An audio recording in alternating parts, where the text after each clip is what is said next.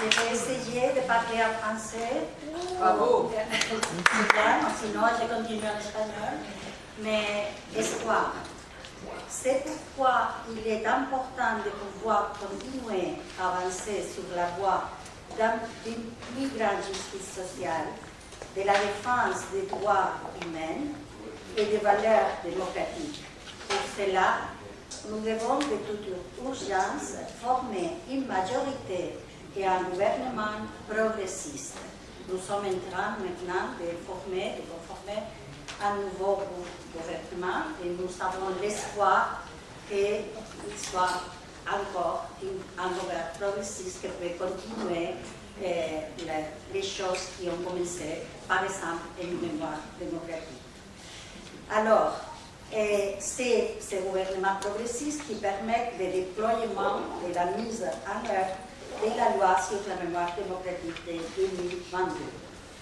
Pour que la mémoire historique et démocratique atteigne les salles de classe et s'enracine dans les nouvelles générations, et que la mémoire de toutes les personnes victimes de la dictature soit restaurée dans les villages réduits au silence, et sa reconnaissance dans toutes les villes et dans toutes les communautés.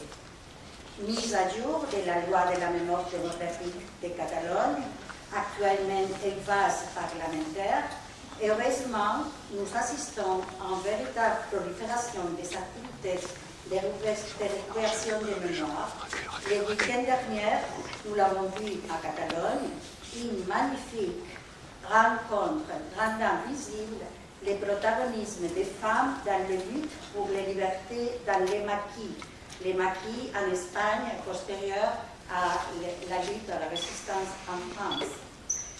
Et Femmes et Résistance est le nom de cette activité, et aussi à la journée de la mémoire historique d'Ávila. Je suis hier qu'Ávila est jumelée avec Villeneuve-sur-Lot. Alors, c'était une surprise, j'étais à Ávila jusqu'à lundi, et maintenant je suis ici, et deux des villes jumelées sont parlant ce jour de la mémoire démocratique en Espagne. Alors, les séjournaires en Ávila, le gouvernement, c'est un gouvernement à Castilla y León de PP et Vox, et à Ávila, c'est un gouvernement del PP, mais ils ont fait un titulaire à la France. La Junta de Castilla y León organiza unas jornadas. Ce titulaire a duré seulement un jour, parce que les jours après étaient changés. C'était la bibliothèque publique d'Ávila et l'archive provincial organisent des journées. C'était divertissant. Pour donner quelques exemples.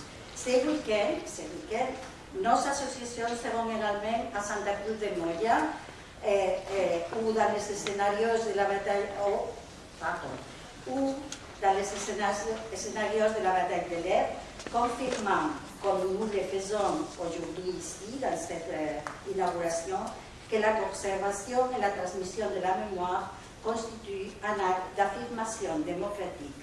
Santé, mémoire et vive la République. Maintenant, ça c'est le final, mais pendant les interventions antérieures, j'ai pensé une chose, que si je ne peux pas le dire en français, je la dirai en espagnol, peut-être que ça serait. C'est très important ce qui a dit Alain, ce qui a dit Domenech, que le franquisme était une dictature très longue et que la solidarité française a été pendant toute la dictature. Et maintenant, notre association est en train de reivindiquer la mémoire du tardofranquisme. Nous y sommes.